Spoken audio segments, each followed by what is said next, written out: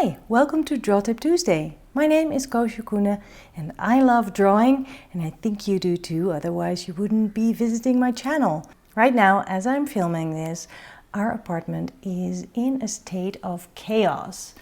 So yes, we are moving. And we have lived in this apartment for 13 years. It has brought us so much joy, and I have made many drawings of this living room. And so before we started packing boxes, I sat down one more time to draw the living room, to say goodbye, to savor all those good memories, and just to document what is going on. And I filmed the process of drawing because I got so many great responses on the drawing that I did outside on location. I thought, well, maybe I can capture this process of drawing inside as well. I'd also like to answer some questions from patrons and from people on YouTube that I might just all address in the voiceover of this video. Enjoy!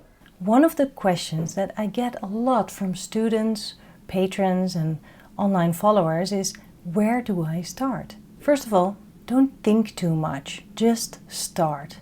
Anywhere. If you want to draw a scene or a view, you've picked it as your subject because there's something about it that captured your attention. Then start with whatever stands out for you. Most likely that is the thing that you want to tell your story about. After all, drawing is visual storytelling. And with each drawing, you tell a story, your story. And because it's your story, there is no right or wrong. And yes, then it could happen that part of the scene doesn't fit on the paper. That happens to me all the time. And I don't mind at all. In fact, I love that surprise element. As long as I have my main focus on the paper, the rest may not be as important anyway. Sometimes people ask, but how do I get everything in? The ceiling and the walls and all the clutter, things that overlap and everything that's going on. It can feel confusing and overwhelming if you're looking at the whole. And if you want to capture that whole scene exactly the way it is, you could just as well take a picture maybe. When you're drawing, you're translating your interpretation of the scene onto paper. That's why it's so exciting when you're with a group of people like the urban sketchers and you're all capturing the same building, for example. Every single drawing will be so very different. Still, you will recognize the building in each of them. And even for your own drawings, I've drawn the same corner of my living room so many times, and the drawings have never turned out the same. Even though I just told you to start anywhere, there is a way to start to give yourself a lot of landmarks to work with later on in the drawing. When there's something in the foreground, and this could be a chair like in my view here, you can start with that. Focus on just that thing in the foreground and forget about the whole scene around it. Yes, there might be clutter further up in the room and things are overlapping, but for now, the chair is everything. It's like meditation, where you pay attention to your breathing, for example, and whenever your mind gets distracted, you notice it and turn your attention back to your breathing again. My line and that chair is all I'm thinking about. And that brings me to another comment I get a lot. Chairs are hard. I know, there's overlap and there's perspective, but it helps me to look at the negative spaces rather than the overall shape. That way you can tackle perspective and complicated shapes without overthinking. I made a few videos about that. You can find them here on this channel. Once I have my foreground, I am drawing what I see next to it. It's overlapping and I can use all sorts of landmarks now, like the foot of the small cabinet ends halfway the back of the chair. It helps to close one eye to see these kinds of proportions and connections much clearer. By closing one eye, you're looking in 2D rather than 3D, and your drawing, of course, is 2D. And now I move along, drawing the plant and the mantelpiece. And for some parts of my drawing, I use a continuous line, just to keep my line going and not get lost in detail.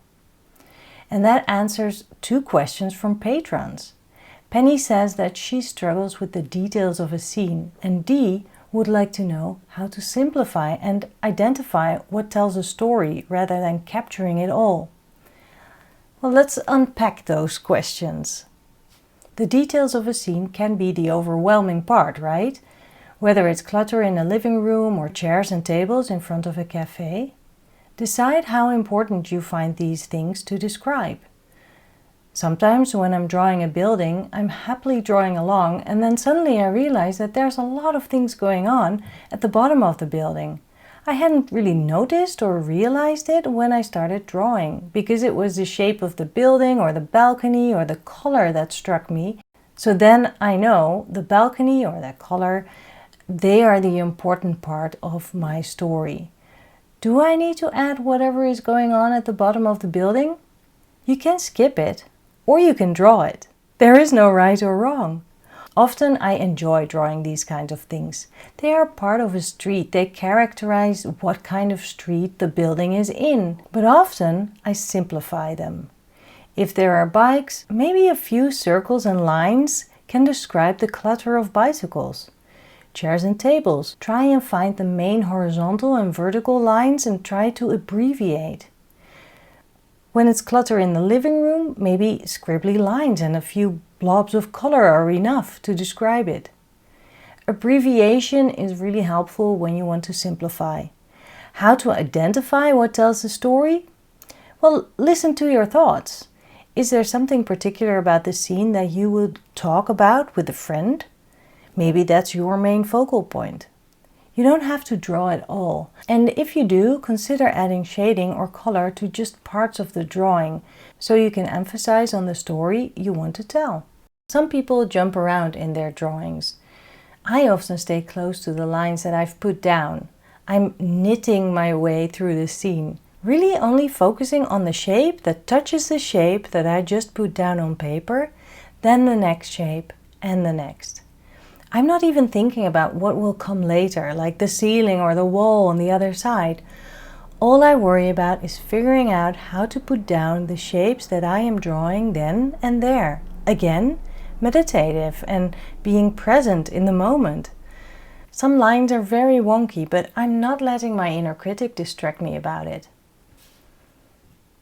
And since you're an artist, there's artistic liberty. If you'd like to leave something out because it doesn't benefit your composition, that's fine. Just don't leave things out because you think you can't draw them. Then you'll never get better at it.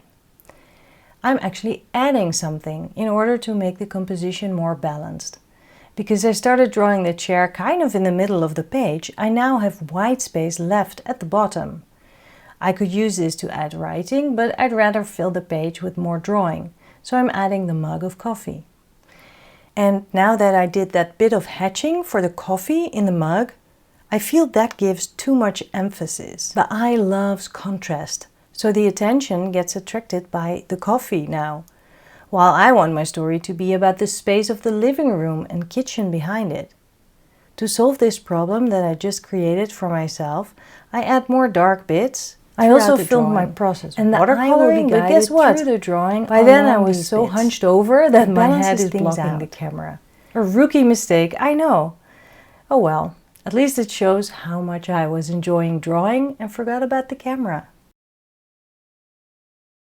Well, I hope you liked it.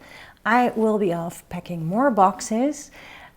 If you are watching this video, I have already moved, so that is good news, and I cannot wait to draw my new living room and my new home and capture all of that inside and out in my new place. I will see you next week on another Draw Tip Tuesday video.